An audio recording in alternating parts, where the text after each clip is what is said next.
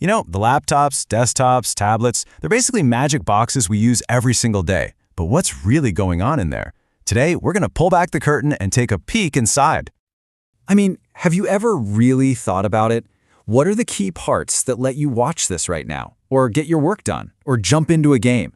What's actually happening under the hood with every single click and tap?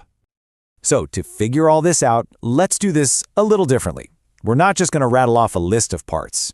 No, we're going to build a computer together, conceptually, from the inside out, starting with the absolute heart of the machine. All right, first things first. Every single computer, I don't care if it's a giant gaming rig or your tiny smartphone, it needs a component that does the actual thinking. And that brings us right to the core, its brain. And that brain, that's a central processing unit, or as you've probably heard it called, the CPU. Now, it might just be a tiny little chip, but make no mistake, it is the undisputed boss. It's what carries out commands, runs your software, and pretty much manages everything the computer does. It's the engine that drives the whole show. So how does this brain actually do its job? Well, you can kind of break it down into two main parts. First, you've got the arithmetic logic unit, which is basically a super fast built-in calculator that handles all the math. Then you've got the control unit, which acts like a traffic cop, directing the flow of information and telling all the other parts what to do and when to do it. Okay, so our computer's got a brain. It can think. But a brain isn't much good if it has nowhere to hold the thoughts and tasks it's juggling at any given moment. It needs a short-term memory, right? A workspace. And that workspace is called memory. But, and this is important, it's not just one thing. There are actually two key types of memory, and they do very different but equally vital jobs. Here is the absolute best way to think about this. RAM is your workbench. It's where you lay out all the tools and parts for the project you're working on right now. ROM, on the other hand, that's like the printed instruction manual for the workbench itself. It has the permanent, unchangeable instructions for how to get started. So here's the key thing about RAM, or random access memory. It's where your open browser tabs, your running programs, all that stuff lives while the computer is on. It's incredibly fast, which lets the CPU grab what it needs in an instant. But it's what we call volatile. What does that mean? Turn off the power and poof, the workbench is wiped clean. Just to give you a ballpark, most personal computers you'd buy today are going to have somewhere in the range of 4 to 32 gigabytes of this temporary workspace. And here's why that number actually matters to you. Having more RAM is literally like having a bigger workbench. It means you can have more stuff open at the same time, more programs, more documents, more browser tabs, without everything getting cluttered and slowing to a crawl. Okay, let's circle back to that instruction manual, the ROM, or read-only memory. This stuff is permanent. Its one critical job is to kick things off. When you hit that power button, the ROM gives the computer the first basic instructions it needs to wake up, check that its hardware is working, and find the operating system to load into RAM.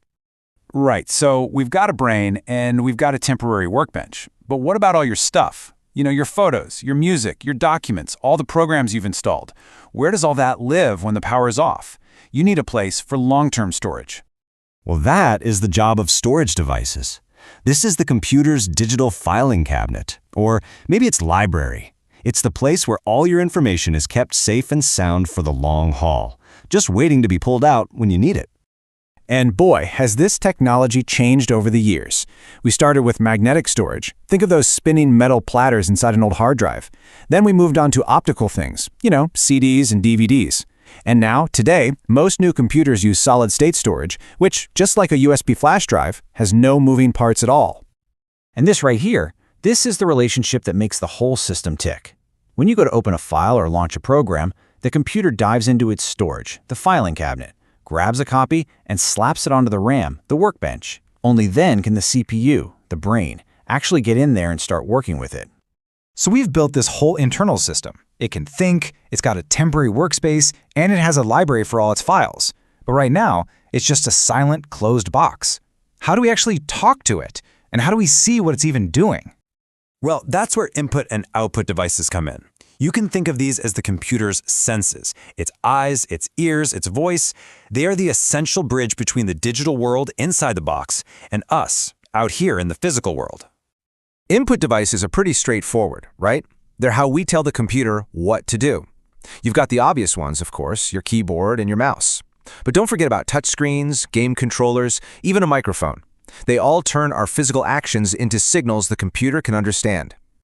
And then you've got the output devices. This is how the computer talks back to us. The main one, obviously, is the screen you're staring at right now. But a printer is an output device too. So are your speakers or the headphones you might be listening with. So there you have it, the whole journey.